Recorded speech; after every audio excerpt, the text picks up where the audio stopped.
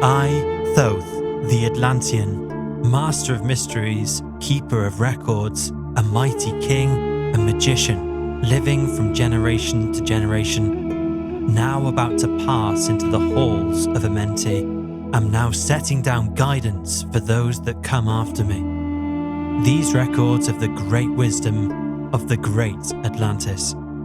Long ago, in the great city of Kior, on the island of Undal, I began this incarnation. Not as the little men of present day did the mighty ones of Atlantis live and die, but rather from eon to eon we renewed our lives in the halls of Amenti, where the river of life flows eternally onwards. 100 times I have descended the dark path that leads into darkness, and as many times I have ascended from the darkness into the light, with my strength and power renewed. Now, for some time, I will die, and the mighty men of Egypt will not know me anymore. But at the time in the future, I will rise again, mighty and potent, needing knowledge left by those before me. Beware then, O men of Egypt, if you have falsely betrayed my teachings, for I shall cast you down from your high estate into the caves that you came from. Remember and heed my words, for one day I will return and require from you the knowledge that you protect. Yes, even from beyond time and beyond death will return, rewarding and punishing you as you have requited your trust. Great were me people in the ancient days, great beyond the understanding of the little people now around, knowing the wisdom of old, seeking within the heart of infinite knowledge that belonged to earth's youth. We were wise with wisdom from the children of light who lived among us. We were strong with the power drawn from the eternal fire, and among them, greatest among the children of men was my father, Tom, the keeper of the great temple, the link between the children of light who lived in the temple and the races of men who inhabited the 10 islands. He who spoke to kings with a voice that must be obeyed. There I grew from a child into manhood, learning from my father the elder mysteries, until in time grew with me a fire of wisdom which burst into a consuming flame. I desired nothing but the attainment of wisdom, until a great day when the command came from the master of the temple that Ebe brought before him. There were only a few among the sons of men that have looked upon his face and lived, for the sons of man are not like the children of light when they are not incarnate in a physical body. I was chosen from the sons of man and taught by the master so that his purposes would be fulfilled, purposes that were yet unborn in the womb of time. For long period I lived in the temple, learning ever and yet ever more wisdom, until I too approached the light emitted from the great fire. He taught me the path to Amenti, the underworld where the great king sits upon his throne of might. I bowed deep in homage to the lords of life and the lords of death, receiving the key of life as my gift. I was free of the halls of Amenti, not bound by death to the circle of life.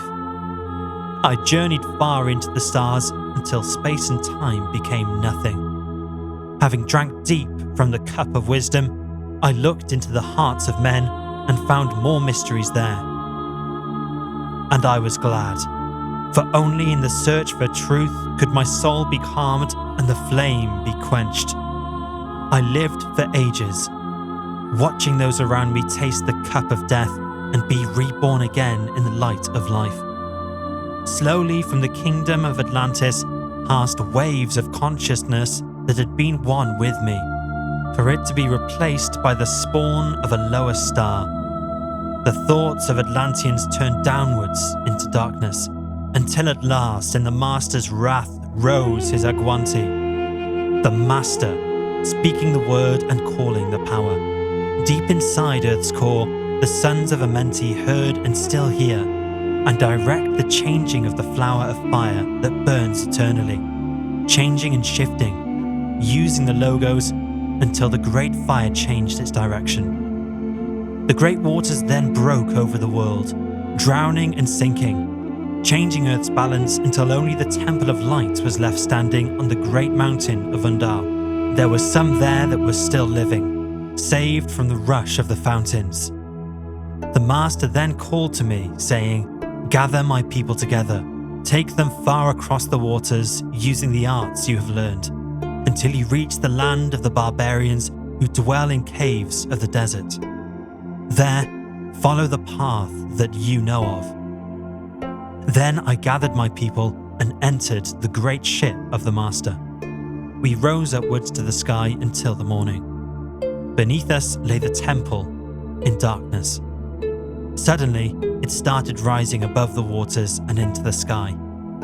Then the great temple vanished from the earth until the decided time of return. The ship moved fast towards the rising sun, until beneath us were the children of Egypt. Raging, they came with spears and swords raised in anger, seeking to slay and destroy the sons of Atlantis.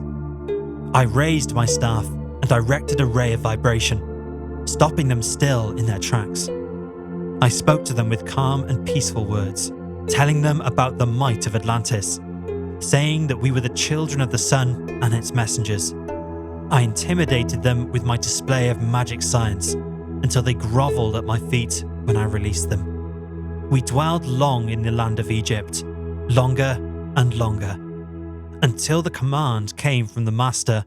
I sent the sons of Atlantis in many directions, so that from the womb of time, wisdom might be born again in her children. I dwelled in the land of Egypt for a long time, doing great work by the wisdom within me. The children of Egypt grew upwards into the light of knowledge, watered by the rain of my wisdom.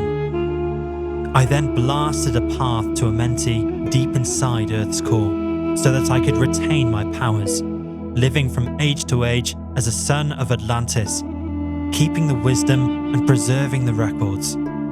Greater grew the sons of Egypt, conquering the people around them, growing slowly upwards in soul force. Now for some time I go from them into the dark halls of Amenti, deep inside the earth, before the lords of the powers, once again face to face with the Master.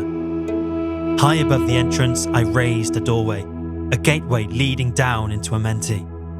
Few there would be with the courage to pass the portal to dark Amenti. I raised over the passage a mighty pyramid, using the power that overcomes the earth, gravity. Deeper I placed a force into the chamber, and from it I carved a circular passage almost reaching the summit.